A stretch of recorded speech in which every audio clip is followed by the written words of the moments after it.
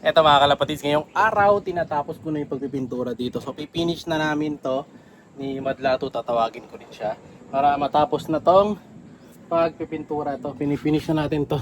Yeah. Yung mga may laktaw-laktaw, tatapusin na natin yan, pati yan. Laktawan na rin natin, laktaw. Pinturahan na rin natin.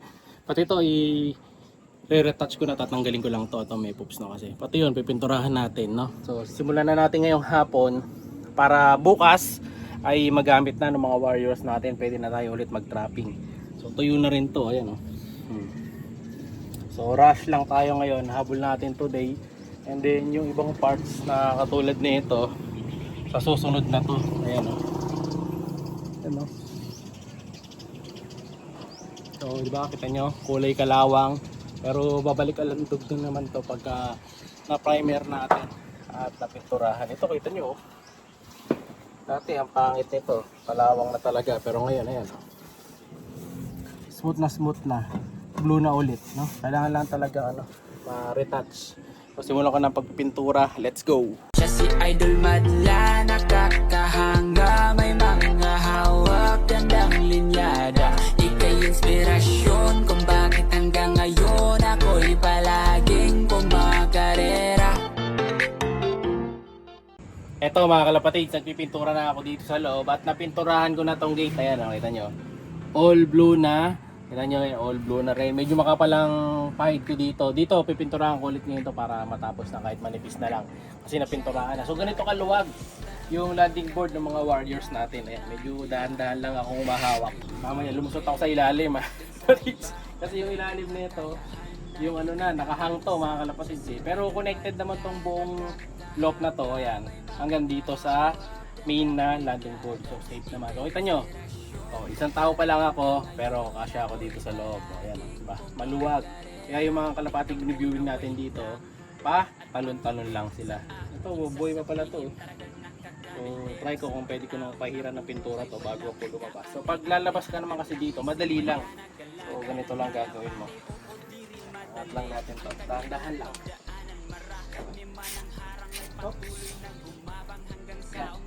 Sira kasi yung isang nito, eh. Isang bisagra.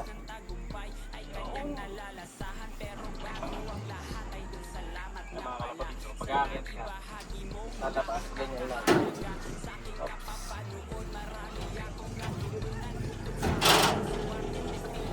Yan, diba? Basic lang. So ganyan kalaki yung bilaran natin dito. So ngayon, ito naman yung papahiran ko ng pintura. Ayan, yung yero. Patapos na kami, konti na lang. Kailan bago ko magatang dilim, blue na. Gumanda rin ng blue. So hindi pinag-isipan ko kung gawin kong blue to, kaso parang hindi na siya mapapansin. Parang maganda na ganito kulay, no? Ang sa tingin nyo? Comment kayo mga kalapatids. Parang pangit pag blue, no boy?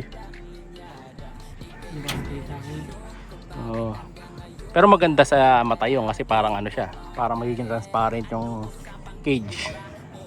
Pero pag ganito kasi, ayan, humihiwalay yung kulay niya sa yero. Pinipinturahan ni Madlato yung mga nalalaktawan. Ayan, may guhit pa nga dun, eh. Ayan, papatuwid na lang natin mamaya sa kanya yun. Ayan, ito, retouch ko lang ng konti ito, no? So yung isa, ito, saka na to. Ayan, wala pa tayong budget. So pag nakapagbenta akong mga ibon natin, ayan, kaya avail na kayo, pampagawa natin ng loop yun. O ayan, pang natin, pang renovation. Pero ito okay na, no? Makikita nyo bukas to sa video natin. Papakita ko pag nilagyan na ng ibon ni Madlato, no? So bibili rin siguro ako ng isa pang extra cage, kasi kulang ako ng cage, dalawa, eh. Bibili kong mamayang gabi. Pagka mura lang, bibili ko dalawa. Yung isa dito para papakawalan ni Madlop dito, Madlop TV2 dito. Tapos lalakad ni mga kalapati dyan, pa-practice. Kailangan sanay din kasi silang pumasok dito, eh. Kasi sanay lang silang pumasok talaga dito, doon sa isang butas. So ito, pa-practicein din nila to, no? So malaki butas niyan. Ito, hindi ito yung butas niyan. Ibuksan mo nga boy yung butas. Maliit lang yan, kita nyo, tingnan nyo maliit. Ayan, pag todo bukas, yan yun. Diba? Ito yung landing board natin mga kalapatid, yung butas. Boy, sara mo nga. medyo malaki yung sarahan. Ayun, pag nakasara, medyo mabigat yan kasi ang haba mga kalapatid. So yan, close open. Ayun, sara, final na yan kasi nga pag gabi baka makapasok yung pusa dito. Ayan, so nagpipintura tayo today. Ayan, ganda na. Let's go. Kitang kita yung background dito sa baba. Ayun yung old loft natin. Alright. Yun, natapos din tayo ngayon mga kalapatids. Gabi na. Inabot tayo ng gabi dito. Grabe, ang dilim na mga kalapatids. Ayun, So, ito na yung kinalabasan ng loft natin. Pakita ko sa inyo. Ayan, ganda na. Pulidong pulido. All blue. Ayan, kapal na ng pintura niyan. So, wala nang ano dito. Wala nang kalawang na makikita. So, meron man dito yung nasa release siguro nung trapdoor natin. Pero halos yung lahat yan napinturahan ko na, na-repaint ko na yung ganda. 1 by 1 na 1 by 1. Huwag na kayong titingin doon kasi doon medyo sabit yan Pero dito, all goods. So ito naman yung palanding. Yung palanding natin, di ba sabi ko nga sa inyo, hindi na 1 by 1 yan. 2 by 2 na butas niyan, yung palanding na yan. Kasi dito naman lalanding yung kalapati talaga. Yan. Sa taas. So ang landing naman nila dito, pa-slide pa baba.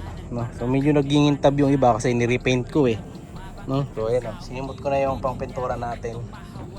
At ayan ang kinalabasan. Ganda. Blue na blue. So ito yung blue na dati. Ayan. Ito kinakalawang na rin Kaya pagka kailangan na pintura. Ayan yung bagong blue. Ayan. Ang ganda. Nilagyan din natin ng guhit yung isa doon, yung riles. Para nakahiwala yung guhit ng riles. Di ba? Solid. Ayan ang bukang liwayway dito mga kalapatids. Ay dapat hapon pala yung bukang liwayway pala yung sunrise ba? Tama ba? Ayan. Takip silim to. Ayan ganda ng view.